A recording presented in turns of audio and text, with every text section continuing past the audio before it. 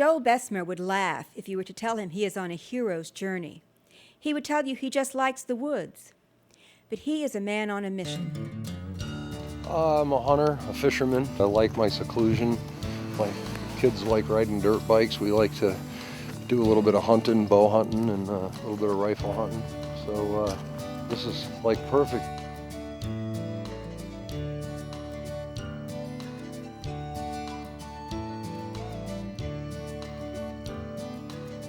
Joel and his family are creating a homestead from the earth up in the hills of upstate New York, building a timber frame house from trees they fell on their own property, pulling slabs of lumber from their own sawmill, raising their own food, making their own fun.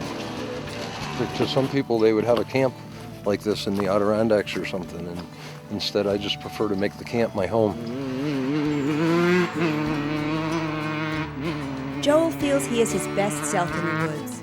An increasing number of 21st century men are on a similar quest, looking to find something they feel they have lost, a heroic connection to the physical world. Most of all, for Joel, it is about how to teach and share that connection with his sons, how to create a deep, old-fashioned father-son experience many men feel they themselves missed. Sometimes the buzz in the air is not the sawmill. My father was not a carpenter or a mechanic. He was a butcher and owned a restaurant. No one in my family really was into the trades, but I started out, built a shed. The first one didn't turn out right.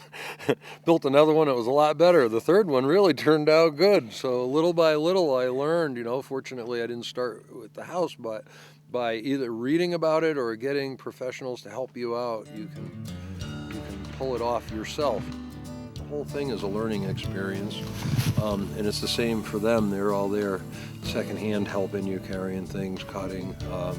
Well, either one of my boys can run the backhoe or the sawmill. It's a real nice thing and makes a bond. You may have your little spats and not always get along like any family, but most of the time you do. They take a great deal of pride in it. My younger boy is always saying to me when we're deciding how we're going to do something, he's like, this is going to be my home too, so yeah, there's definitely a bond that they feel in the project as well. How much of the wood comes from the land itself? I would say about half of it, and the other half came from the immediate area here. We didn't go far for it. We used all local renewable resources. Some of it came from a paper factory that they were taking down that we took and resawed the logs on it, and other parts were just from trees like that and other standing trees. All the trees where we cleared the land for the house, they all went through the sawmill, so it all came from right here locally in the valley and very close by. And this came off your own sawmill? Yeah.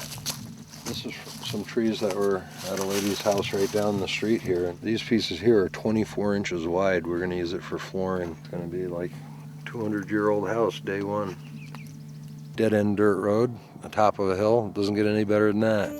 I found out about this course where these guys, there's a resurgence in this country of timber framing and old-fashioned pegged-together buildings. So I found out about this and signed up, took a week off from work and went to this course for a week.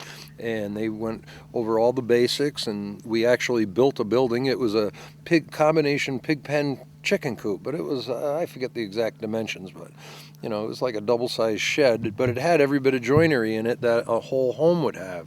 It had the vents with the braces and the plates and the sills, and so we cut that whole building out, and the last day of class we put it up.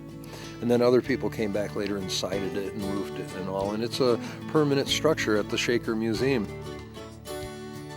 At the time when I first got this project started, I didn't have the sawmill, and they're always teasing timber framers, when can you actually consider yourself a timber framer, in this little circle that I was hanging out with, and they were saying, oh, until you hand your own beams, why, you can't even think about calling yourself a timber framer. And it took me probably 35 hours or so to cut that one timber out. It's a 10 by 10, 30 foot long, out of hemlock.